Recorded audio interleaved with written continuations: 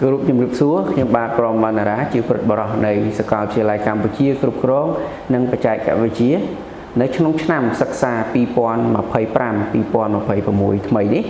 សាកលវិទ្យាល័យមានផ្ដល់អាហារូបករណ៍ជាច្រើនកន្លែងសម្រាប់សិស្សានុសិស្សដែលទើបតែបញ្ចប់សញ្ញាបត្រទុតិយភូមិថ្មីនេះផងដែរនៅក្នុងនោះខ្ញុំបាទជាប្រិយបរិសនៃមហាវិទ្យាល័យគ្រប់គ្រងពាណិជ្ជកម្មដែលក្នុងនោះមាន3មុខជំនាញសំខាន់មានទេសចរនិងបដិសណ្ឋារកិច្ចមានផ្នែកទីផ្សារក៏ដូចជាផ្នែកសាវនកម្មនៅក្នុងនោះដែរសិស្សនិស្សិតដែលគាត់បានដឹងព័ត៌មានថាគាត់បានប្រឡង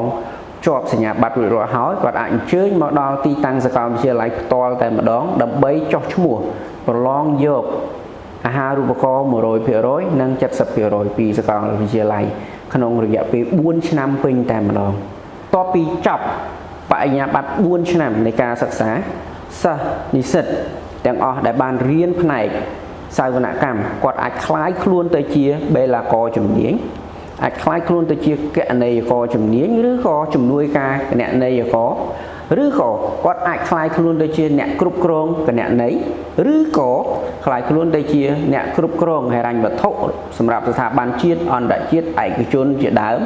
ឬក៏គាត់คล้ายទៅជាអ្នកវិភាគរបាយការណ៍ហិរញ្ញវត្ថុរៀបចំរបាយការណ៍ហិរញ្ញវត្ថុសម្រាប់ស្ថាប័នជាតិនិងអន្តរជាតិក៏ដូចជាស្ថាប័នឯកជនផងដែរហើយលើសពីនឹងផងដែរគាត់អាចបំពេញការងារនៅក្នុងស្ថាប័នរដ្ឋយើងបានថែមទៀតផងនៅក្នុងនោះមានក្រសួងសេដ្ឋកិច្ចនិងហិរញ្ញវត្ថុចំពោះសិស្សនិស្សិតដែលគាត់មានបំណងរៀននៅសាកលវិទ្យាល័យគាត់មានឱកាសជាច្រើនអាចដាក់ពាក្យទៅរៀននៅអាហារូបករណ៍នៅក្រៅប្រទេសផងដែរពីព្រោះសាកលវិទ្យាល័យយើងមានដៃគូសាកលវិទ្យាល័យជាច្រើនប្រទេសផ្សេងទៀតផងដែរយើងមាន MOU ជាមួយខាងប្រទេសម៉ាឡេស៊ី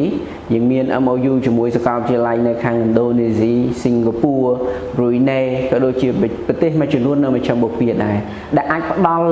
ឱកាសជាច្រើនសម្រាប់និស្សិតដែលគាត់ចង់បន្តការសិក្សាយកកម្រិតមួយខ្ពស់ជាងនឹងបន្ថែមទៀតដល់បញ្ញាបត្រជាន់ខ្ពស់ឬក៏បណ្ឌិតបាននៅសាកលវិទ្យាល័យដែលជាសាកលវិទ្យាល័យដៃគូរបស់ CUMT ដែលមានសប្តាហ៍ថ្ងៃនេះផងដែរបាទ